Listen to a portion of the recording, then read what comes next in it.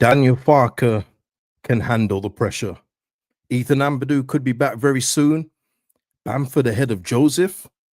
Daniel Farke has spoken today at his press conference, and we're going to get through some of that today, all the key points.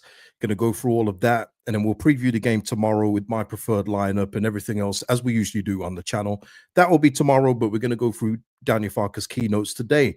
Listen, people, as you do that, please like the video, subscribe to the channel if you will, and of course, drop your thoughts and comments on anything discussed below. Thank you to Mr. P and Stephen Short for the super thanks on the last video. Much appreciated, guys. And without further ado, let's just get straight into it, because we've got a game. We need to bounce back, and it's imperative for me that Leeds United win this game. I mean, that could be said about every week, but we need to win these games, especially at home, because if we're not going to win our away games, then you can't slip up at home. We shouldn't be slipping up away, but you know how it goes. What's going on? Let me just get a couple of comments here. Second, hit the like. Shout out to you, Ali. Russ in the house as well. What's up, KG? Looking. Oh, what's up? Okay, got you. Looking forward to catching you live. It's been a while. Well, salute to you, man. And Annabelle here saying, hi, KG. Glad to hear the good news about Ethan. Me too, man. And we'll get into that right now. But in immediate news, though, Junior Firpo is a doubt for Saturday. He took a hit in training, so we're not sure whether Junior Firpo is going to start or not. I think when I do my preferred 11 tomorrow, I think I may take him out just in case. You know, just in case he's not going to be there, maybe do two scenarios. But Firpo is a doubt. Seem to be having a few fitness issues at fullback position. It's a bit nuts. But look, he had a late. It's going to be a late call to be taken on the foot knock he's sustained. Schmidt is back available, but probably not for a full 90, as is Max Verber. So you can imagine with that, it could be a split between Schmidt and Verber on that left back spot. Maybe 50 minutes, 60 minutes for one, 30 minutes for the other, and Sam Byram is still out. And I think that kind of goes into it a little bit, and maybe not so much in January, but maybe that's why the talk of left back has been so loud, because we just seem to be having issues at that position. Whether this isn't really on Firpo, you know, injuries happen in training, but you know, that suspension before, you know, the pretty mediocre game he had when he came back, Schmidt's fitness, Sam Byram, we know we're not going to get more than 2 games a week out of him, because as we've seen now, he's played 2 and he's still recovering. You know, that's what we know with Sam Byram. So it does seem to me that if we were to look at a left back in January, it would not surprise me one bit. Mike in the house here. How's it hang, Cage? It's hanging good, man. It's hanging good as always. Not going to lie. But now I'm good, man. I've had a good day today. I listen, and this means I didn't watch this live. I got to watch it recorded, so I got to skip through a little bit, and that's the way I like it. I'm not gonna lie. I like to watch it when I'm here and I watch it live. It's like, oh, but then when you can just fast forward it a little bit, I like that. Not gonna lie. Top man to you as well, FV White. And yeah, we should steamroll Derby. We'll get into that. We'll get into that. Mike is saying, seems the week goes slower after a loss. Yeah, it does. I'm not going to lie. It does seem like it's taken a while to get to this point. And maybe it's because we did have those 3 games very quickly, which, you know, Danny Farke spoke about today. But yeah, it always seems longer after a loss. Like international breaks, when you lose that one before international break, especially a Friday, boy, those 2 weeks drag. Russ here saying, we've been screaming out to address the 10 left back and the 9 for years. It's unbelievable. Yeah, we'll get into that 10 talk in just a moment. So yeah, listen, people, that is the team news in terms of any doubt. So we'll see tomorrow. I'll have a think about it tonight, and then we'll do the preferred 11 tomorrow. Speaking of that, Russ talking about the transfer window. We'll go on to that next. Farke reiterates that he expects a quiet transfer window, but that does not necessarily mean not spending on a key player should the opportunity arise. Seems happy with the squad. And that was the message that he gave out today. But what I always say about that is they're not going to come out and say, yeah, we need a 10. Yes, we need a striker. Yes, we need a left back, because then you just weakening your position. I did speak to somebody yesterday when that rumor of the Israeli player got linked. Let me get the name. Let me not be even though I did feel like it was just a lazy link, because you know we got Manuel Solomon here. Dor Terjman. I'm gonna go with Dor Terjman, right? The forward. Because I did ask my guy who actually knows Manuel Solomon's agent, is that a true thing? And yeah, just because we're expecting a quiet window, it doesn't mean that business won't be done. I think it's pretty obvious that we do need positions to be filled here. And also, Joe Donahue was talking about in terms of Danny Farke today, speaking about the number 10. He was asked about that in the press conference. Will we go out and recruit one? And he was talking about when Ampadu comes back, because that is another part of the good news, people. Ampadu could be back in full training this week or next week, I should say, which is obviously quicker than we even anticipated. I thought he was going to be back January, maybe February if there's any setbacks. It seems that he is on the track to come back sooner than rather than later, which is absolutely brilliant. Because for me, I'll maintain it. I want to see it. I want to see Ampadu in that defensive midfield spot and Tanaka in central midfield. That's what I want to see. I want to see Tanaka given even more license to do what he does and not have to worry about doing the defensive work so much, because Ampadu will be there to cover up. And I think that will be a brilliant balance. And obviously, if we've got Nanto, Aronson, whoever in the 10, great. But he did speak about that as well, saying that maybe Rothwell could go there, maybe Tanaka. But what I would say on that, people, is haven't we done that enough? Like, and this is what I said in the last video when we was talking about I was talking about acquiring a 10. Isn't it, you know, about time we stopped doing that? Yeah, Tanaka's doing this so well here. He could play in the 10. I did it last year with Archie Gray. I think Archie Gray could play at 8/10. Why don't we just go out and buy the 10? Why not? I do understand it is more difficult to get deals done in January. I completely understand that. But let's just say we were after a 10. Nobody knows who these 10s are, right? Let's just say we're after a 10 that's at a club that they're not doing very well in January, and that player saying, hey, I want that move to Leeds. Then you try and make it happen. You know, it's only if you're trying to get that 10 that's unattainable that, you know, like a Gus Harmer. Let's just say him. Sheffield United are in the top 2, and I feel they're going to stay there. So it's unlikely that we can get Gus Harmer because they're first or second.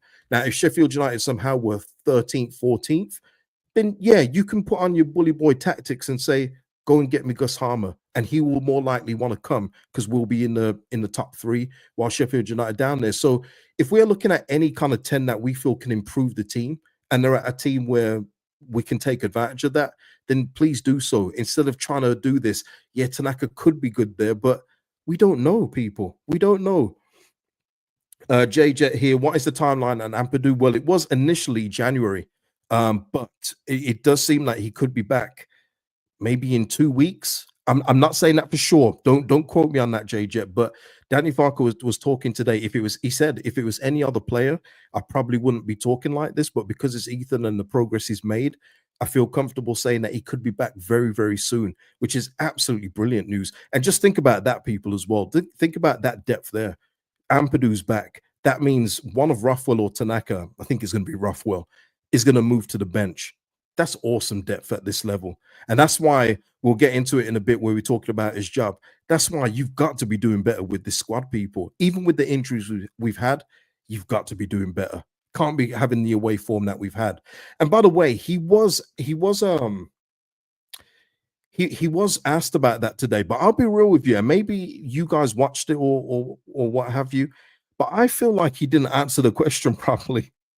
He answered it a little bit in saying, I don't think there's anything that we need to really concern ourselves about with our away, you know, the early kickoffs, because he was asked about that, but it wasn't by the usual Pope or Graham Smith. It was asked by somebody else.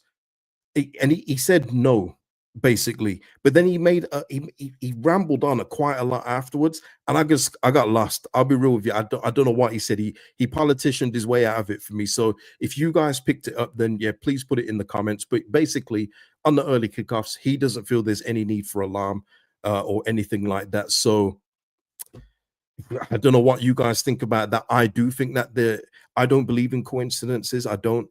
And when you're losing so many games by the odd goal, and it's always the early kickoff where you always look sluggish away from home, I do feel there's something in that. I feel there's something in the preparation that is going wrong. But that's just me. But you know what? He's talked about today, the pressure on it. Hold on. Yeah, Zach, he did. He got me. I'm not gonna lie, he got me. Because I was watching it and I was listening. I was going, is he still answering the same question here, or have we moved on? And it was, I'm pretty sure it was the same question. So, you know what I mean?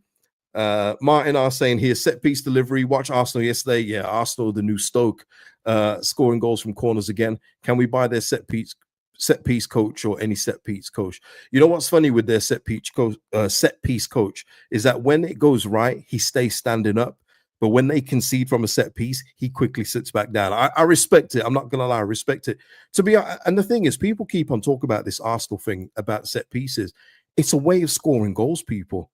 Like if we could score from set pieces as frequently as they would, I am not complaining one iota. Get me goals from anywhere instead of the way that we currently do them, which is, we've got no problem scoring goals. We're one of the highest scorers, but again, that number could be higher, and that comes from two things. It comes from the players with their lack of efficiency on target. That is a thing for it, but it also comes from the build-up play. But yeah, obviously, if you could get set pieces in there, I don't see why people are complaining. I think it's probably because it's Arsenal.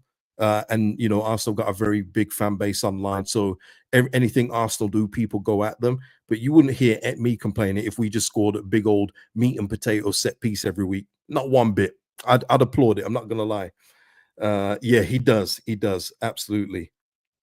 Vega here saying he called the Blackburn loss unlucky more than once, which troubles me. Yeah, the thing is, Vega and everyone else, yeah, and this is nothing against Daniel Farke. This is just him. He doesn't really take accountability for losses. He doesn't. He doesn't really delve into himself. It's always something else.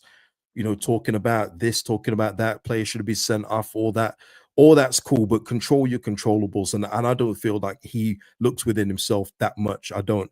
And even looking after last season's failure of not getting promoted, I said in the summer, I hope he's gone away and looked at some of the things that he could have done better. And he hasn't, has he? He's doing the same things again. But yeah. Yeah, exactly, JJ. I'd much rather complain about scoring set pieces than losing games 1-0. Yeah. Russ. They just need porridge before kickoff and a slap. Tremendous, Russ. And just on that as well, just for January, this is something what I just think is pointless. Maybe you guys think differently, but I'll just give my point of view. But Leeds have apparently got a recall option on Darko JB's loan, but it's only active in the first week of January, says the Plymouth Argyle Director of Football, Neil Dewsnip. For me, this would be absolutely pointless bringing JB back. Where is he going to play? And I think even at this point right now, I think he's behind Charlie Crew, and we barely see Charlie Crew these days. So for me, this JB thing, if Plymouth are not fancying the loan, I don't know why this information has become available. Maybe Plymouth want to send him back. I have no idea. But I would suggest that if he's to come back, I think he needs to go back out on loan. Where would he fit in, people? When we're doing our preferred 11s or who we want to see in midfield, JB doesn't probably even touch the bench. So if Leeds United do this, I would think that is to send him out on loan to maybe somewhere else where he can further develop ahead of another move. I don't know. I don't know if JB is going to be here long term. I would love to see it, but I don't know if it's on the cards for him. I don't know. But yeah, so there you go with JB. Let me see what is next. Yes. Job security, people. Let's move on to that. Derby boss Paul Warne on Daniel Farke. He said in his press conference that he can't believe he's under any pressure at all. And if they did get rid of him, I don't know who they suggest to get in who could do it any better. I think they're a great team. It's the toughest place in the league to go. And Daniel Farke did reply to that today. He said he was appreciative of Warne's words. And he knows how polarized the fans can be. We've heard this one before, people. On his role, he says, we know what we're doing, but if you can't stand the heat, get out of the kitchen, which is Danny Farke's way, like he did last season, is to say that he can handle the pressure at this football club. He gets that it's a passionate fan base and everything else, so he can handle it. What I will say with Paul Warne's comments is the important bit is who can do it any better. And this is the one thing I've always said to people when we talk about Daniel Farke is if we're not getting somebody who is better, don't get rid of him at this point. Because when the time you start going down a slippery slope is where you start thinking, hey, Mark Robbins is available, let's get him. No, just no. You know what I mean? You don't go from Daniel Farke to Mark Robbins. Not in my opinion anyway. So unless you're going to get, and I'll just throw the name out there. We've talked about him before, but if you can get David Moyes, then I say, get it done. Get it done. And for people that don't like David Moyes, the football isn't great right now. So at least with David Moyes, you will probably get more wins than losses. And also, this is a manager that has finished perennially in the top 10 in the Premier League, has recently won a European trophy. I don't know if we can be going, nah, not David Moyes. You know what I mean? I don't know, man. I don't know if we can be doing that, but that's what I'm saying. It has to be someone of that caliber. And I do believe Leeds United can attract that kind of manager. It will be a mission to get one, especially David Moyes, who's probably got an eye on a Premier League job. But I'm saying, unless that replacement for Farke is much better, don't just get rid of him just for anybody. That's when you start to go down that managerial go around in the championship, and it's brutal. We've seen it before, you know, Christensen, McDermott, Warnock. It's like, oh my God. You know what I mean? Milanic. Oh my Lord. Dark days, people. Gavin here, he's not on the Moyes train. I know that, Gavin. I'm just giving Moyes as an example. Yeah, he did say that. He did say that. JJ here saying, I can see it happening if we get up to the Prem, but in the champ, I see us struggling.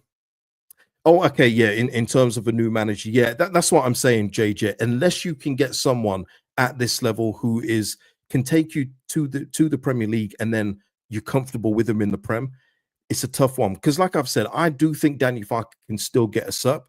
He's got a lot of improvements to make. There's no bones about that. But in the Prem, I've got zero faith in this guy. Like he's been out coached by John Eustace multiple times. He's been out coached by Russell Martin. He's been out coached by quite a few and struggles to break down certain teams. In the Premier League, he'd have no hope. But I think it would be going along the lines. I don't think Leeds United would be so ruthless to get rid of him in the summer once he gets us promoted. But I do think maybe he'll get the Steve Cooper treatment at Leicester and say, hey, this ain't working after 10 games. Psh, out you go. I do think that would happen. But what I would say is, and shout out to you, Ed. Shout out to you, man. What I would say is that I do think we need to evaluate it by the time the window opens, because this team should be in the top two. And the reason why he's come under scrutiny, what we've been talking about in terms of him and his job, is because he's not getting the job done against away teams where other teams around us are going there winning or getting points, even if they don't deserve them. We've been coming away with losses, and that's just not good enough to get the top two. And from what I've heard, everything in this January window, apparently there's going to be no gambles. I'm going to try and get more clarification on that, but everything is going to be so only people that can help us get promoted. So the mission is very clear. Let's just put it that way. The mission is very clear. Is Mike Bassett available? Tremendous. Russ saying here, let's just get out this soul destroying league first. It's doing my bucks in. I can't handle it much more. Yeah, I hear it, man. Chris saying here, I'd go for Ten Hag. I think Ruud van Nistelrooy, but we missed that one now. Leicester will thrive. That's what I mean. Leicester didn't mess about, did they? You know, Steve Cooper actually had a couple of decent results, but you can see what it means in the Premier League. And you can see, by the way, if you look at the Premier League table, by the way, people, the bottom of the league is so close. I think Gary O'Neill's probably going to get canned next. They lost 4-0 against Everton yesterday. That's terrible. That sucks. That was like us. When we had Bielsa at the helm, we was getting beat by all the big boys, 5-6. That was happening. But then we had a relegation battle against Everton away, and we lost that one 3-0. And it's like, oh my God, we stink. Like, we absolutely stink. And that's probably what Wolves fans are thinking right now. I don't know if Gary O'Neill's lost his job, by the way, because I haven't been checking the news outside of Leeds today. But yeah, you can't lose 4-0 against Everton. Come on. Ed in the house here saying here, agree Farke doesn't have the management levels for the Prem. Not for me. Listen, I would love to be wrong about that, by the way, when we do go up. And again, I say when. I would love to be wrong about that, but I just don't see it. If you cannot be tactically flexible in the championship, Premier League managers and coaches are going to eat you alive. They're just going to eat you alive. No matter who you bring in, you can bring in the best players or the better players, the best players you can possibly get. If you're tactically going to set them up the way that we set up in the champ, and we won't have as much of the ball as well, people. There's so many things that will be in reverse. We will not have as much of the ball. If you're going to stick with the best goalkeeper in the championship, Melier, he's going to be seeing a lot more shots. Yeah, it'll be a long season. Let's just say it that way. Ina here just laughing at Chrissy with the Ten Hag. I hear it. I hear it. Chris saying here, O'Neill is better than Farke. I wouldn't want Gary O'Neill over Daniel Farke. No. And that's what I'm talking about. When you start going down that road and thinking Gary O'Neill over Daniel Farke, that's when you get down a real slippery slope. And this is me. I don't rate Farke that highly, but I know what it means if you get rid of him and get a Gary O'Neill. Definitely. No, not for me. Russ saying again, yeah, Everton will only stay up because there's some pony teams below him. Yeah, there's so many teams down there that are just not picking up points. I want to say this actually about the Premier League, and I'm sorry to go off on a little tangent here, but there's a lot of players that are not doing well in the Prem at right now. There's not a lot. There's the teams that there's a lot of points being taken off each other, but I'm talking about the players being players. And it goes back to my thing about systems and players needing their handheld and the coaches telling what to do. You've literally got the current player of the year in the Prem, the current player of the year on 1 goal and 1 assist. Or maybe it's even 0 goals and 1 assist. Either way, that ain't good. But that's what I'm talking about with the Premier League. If you can just get it right and survive and keep building on that, there is a way for you to get in those places, get into that Europa Conference League, get into the Europa League, etc. Build on that. You've just got to build it right. You really do. And I feel like we can do that at this football club. There's just too much money involved at this football club for us not to do it and get it right. There's some good people behind the scenes. But yeah, so Danny Farke just there on his job. He's not worried. He said this last season. Thankfully, he didn't go into the whole moaners versus doubters thing. You can't really do that when you did actually fail the job last year. But one thing I will always say about Daniel Farke, he does back himself, and I can see that he can probably handle the pressure. By that West Brom game where you could tell he just did not want to lose, but he's got to make changes. He has to change the way he approaches some games. And one simple thing would be to start the 2 strikers, Peru and Joseph. Speaking of which, there's no comment for it, so I can't get it on the screen. But he was asked about Bamford coming on ahead of Joseph last weekend, and he said that yeah, Bamford is now been he's been fit for the first time. Check this out: he's been fit for the first time for 3 or 4 weeks in a row without injury. Hey, listen, I will not speak. I will not speak. So, he's been getting more reps. He's been getting more comfortable in training. And it also depends on the game as well of what he wants to bring Bamford in. Yeah. And again, these kind of things go towards your job as well. He was speaking again about Bamford being confident in him, being one of the best strikers in the league when he's fit. Yeah.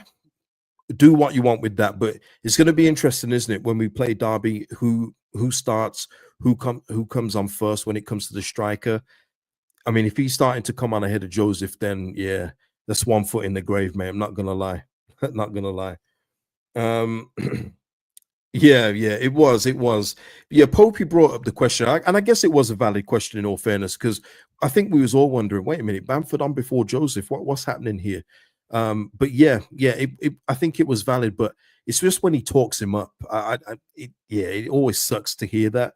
But the proof will be in the pudding, won't it, due to selections and everything else. I mean, if we see Bamford start a game, then you may as well just pack it in, mate. You know what I mean?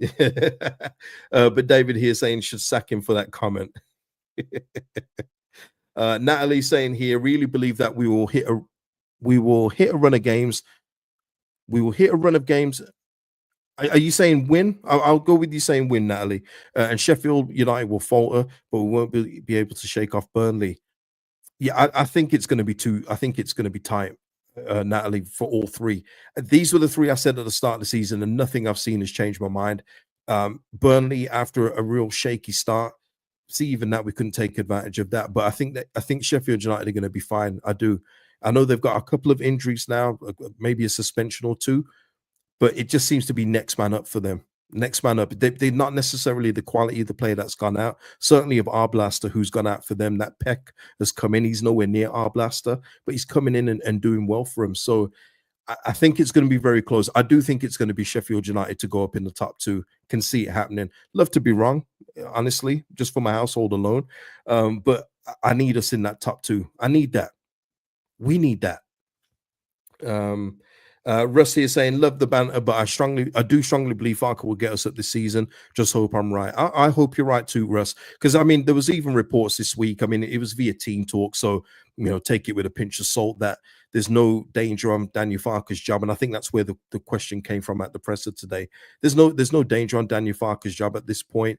49ers seem very, very comfortable with him. But that only goes so far, because if we continue to drop points while Sheffield United, Burnley keep gaining them, you can change your mind very quick. We know things happen in football very quickly as well. So there is that. Yeah, Ali, it's just saying here, can you believe that just 2 years ago we were in for Slot and Gakpo? Yeah. You know what it is? Let me just favorite that one, get back to that one. But you know what it is? I don't think Gakpo would have been a success here, Ali. I don't. And even under Jurgen Klopp for them, he looked very meek. He looks more comfortable now. Maybe it was just an adjustment period, but I think he would have wilted under the Ellen Road pressure. I do. I don't think Gakpo would have been very good for us. Much like Charles de Ketelaere. Obviously, he's thriving now under Gasparini. Who doesn't? Under that genius of a coach. Love Gasparini, people. But I think that we probably got off with not getting Gakpo. I don't think it would have worked out. Just getting a feeling just from the way he plays. Because if he's like that at Liverpool, he would have been like that at Leeds too for me. But yeah, Slot as well. Yeah, I mean, we was close to our Iriola at the Bournemouth coach. I mean, just think of that. If we could have got him to just change his mind and come at that point of the season when we sacked Jesse Marsh, who knows? I mean, he would have been working with crap anyway. That squad is horrendous, and it is a joke, that squad that we had in the Premier League when we got relegated. But you never know, with a coach like that, maybe he could have done something. But listen, it's all ifs and buts now, and it's all ifs and buts. Ali here saying, you really think the pressure to perform is higher at ER than Anfield? No. It's hard to explain. I know the thing is, I know what I mean, but it's probably hard for me to convey into words. It's just that I see the way that he played for Liverpool when he was getting a run of games, and he looked very, very meek. And the thing is, the Liverpool crowd kind of supported him. At Ellen Road, I don't think he would have got that kind of support. We've seen it before. We've seen it whether it be Tyler Roberts or Rodrigo before he went up front under Jesse Marsh. The crowd can get very, very tense with you. And I think that he would have probably wilted under that kind of pressure. So it's not for me saying that Liverpool is less of a pressure cooker there, Ellen Road, not even close. But Liverpool fans, to their credit, and I hate to give them credit, they do kind of back their players a little bit more than we do. Because I just think about how many Leeds fans would be patient with Darwin Núñez with the money that he costs and the way that he just misses chance after chance. You know what I mean? That's the difference with our current strikers now, which is why I can't really get on them too much. They don't miss chance after chance because they don't get chance after chance to miss. Whereas Darwin Núñez can be clean through and he puts that thing in the stands. I don't know if we that patient with him like Liverpool fans are with him. So that's what I meant. That's what I meant. Yeah, that's it, Danny. That's it. Ali, it's a different kind of pressure. Yeah, that's what I mean. So yeah. SB here saying we've all seen the stats on pressing intensity. I'd love to see stats on attacking intensity because we seem to spend a huge amount of time passing the balls between centre backs, fullbacks, and Melier. Yeah, you're not wrong, SB. Absolutely. And that's what I'm saying with the kind of chances we're talking about getting a 10. But for me, we've seen it when we play that one-touch football and we don't allow teams to get back in blocks. We're unstoppable. Teams can't handle our play. But it's when we do that whole side to side, back to back, Melier out to the right back back to Rodon, back to Strauch, and so on and so forth. We allow teams to get into blocks, and then we're not creating lanes to get real good big chances off because we're having to break down big barriers every time, and it just becomes boring to watch. But listen, we'll see what we do against Derby. Derby are not a good team, people. Let me just get the table up before we end this thing. We're there in third. I need to see improvement on that. But we got to scroll down for Derby County here. And they've lost the last two, 1-5. They're in 15th position. Yeah, this should be a win, but we'll discuss that tomorrow. What was something else? Oh, JJ here saying no way another manager dies on this sword cage. Yeah, they do though, JJ. And one of the best examples of that was Bielsa. He died on that sword. You know what I mean? And listen, this is what I always say. But what I don't like is when managers then have a year later and talk about their experience and say, it's because of this and that, instead of just going, well, yeah, I believed in this way of playing. I believed in my methods, and I continued with that. I don't like when people try and rewrite history. But yeah, listen, Bielsa died on that sword, didn't he? We was getting pounded week after week. He would not change that man for man system, man to man system, and it just got too much. The players couldn't do the training anymore. It was all a mess, wasn't it? And some managers do die on their swords in that way. It does happen a lot. But yeah.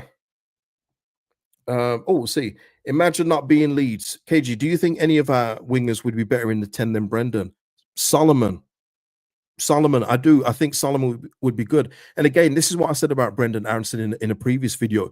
It is nothing against Brendan Aronson. He will come up in moments for us, but he's looking exhausted out there and he's getting rolled out every single game, no matter if we've played 3 in a week, no matter if he's just come back from the USA or Mexico, wherever he is flying back from, whether it's Friday, Saturday, he just plays. The thing is with Brendan, the pressing is all well and good, but from your 10, you need creativity, you need goals, and you need key passes made.